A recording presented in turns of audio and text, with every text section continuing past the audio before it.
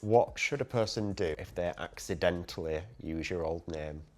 Say sorry. The perfect way to go around it is just simply go, I'm so sorry, And carry then on. just carry on your sentence. Me and your mum were quite good at it for the most part, but your mum was a lot better at it, and I used to slip up quite a lot. It's okay to make a mistake, like, we understand that it will take a while. If you do get it wrong, apologise and move on. Don't labour the point. Don't beat yourself up about the fact that you got it wrong. Just apologise. Oh, sorry, correct yourself and move on. How did it feel when your child said they wanted to use a different name? I think there was lots of thoughts about loss, about the things that I was going to miss, and the grieving of all the things that I had in my head that I wouldn't have anymore. But the reality is that I haven't lost anything. It feels really odd at first, and it feels like you're referring to a stranger. But just force yourself to do it, because it'll mean the world to your young person. He did go through some days where, oh, I want to be called Spike, I want to be called Max, or I want to be called Thunder. But as yet, he's 9, nothing's stuck. So we'll come to that bridge when we get to it. What's the difference between dead naming and just making a mistake? Well, I want to start off by saying just the word using dead naming, that's not a phrase or a word that I like to use. I like to say birth name. How come?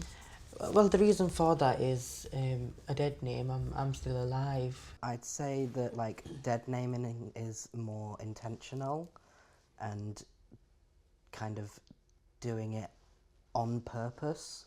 My birth name was something that my parents gave me. It wasn't a chosen name. So I guess that's the importance for me. Yeah. So I would say birth name. Yeah, we're still who we are, even though we don't go by that name anymore. It's basic respect to call someone by their preferred name over their birth name. What does it feel like for you when people get your name right? It feels like I'm being seen. Fireworks. Fireworks, like colourful, happy, like bursts of joy.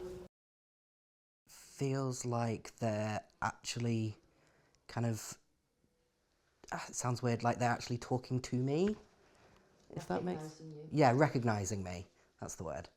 When someone uses your chosen name, you know that you're safe around them, that you're comfortable around them. That they respect you. Yeah, of course. Feels like I'm being respected and that I'm being recognised. You want me to pick out one first? Okay. Are you sure? Yeah. Do you want me to pick out one for you or for me? For me, okay. Okay. What tips can you give to other parents for learning a new name and pronouns? You were quite young, weren't you, really, when you told us that you felt like you were not a boy? But for us, it was quite easy. But I guess really it just comes down to accepting that's who you are. It's not something that we have control over, and you're still you're still the same person. Maybe some people aren't completely on board, and you can talk to them about the fact that, okay, understand that you might not either understand or agree with this, but actually it's not for you to understand or agree with, it's just for you to respect.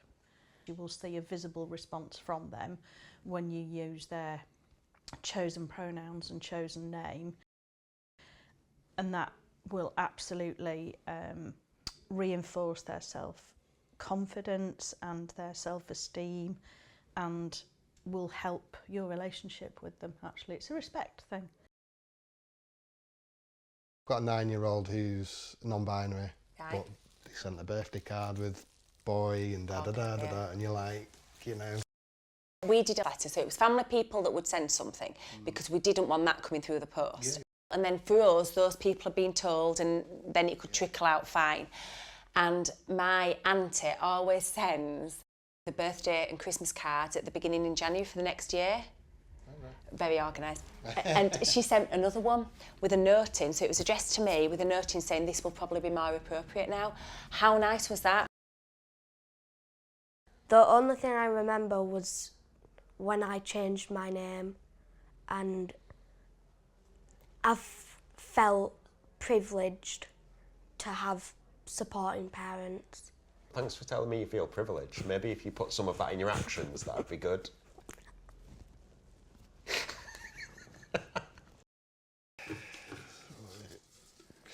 Okay. What do you wish you knew when your child came out that you know now? Oh, that's really deep. That he would be fine. That 5 years later, he's still thriving as the little boy that he always said he was. That it wasn't a phase and I didn't need to worry. Is there any extra advice you would like to give to support a trans young person? The best advice is just not focusing on how much hate there is, because genuinely it can be awful sometimes to hear. Just trying not to focus on that and focusing on living a good life, getting the joy out of life is honestly one of the most radical things you can do to the people who hate you, because even with everything they do, you are still going to enjoy your life. Believe me, I have the experience of living a double life, making other people happy. I guess my advice to any young people out there would be yourself and don't let anybody else tell you any different. No one else's opinion about you matters except from your own. Yeah, of course. Yeah.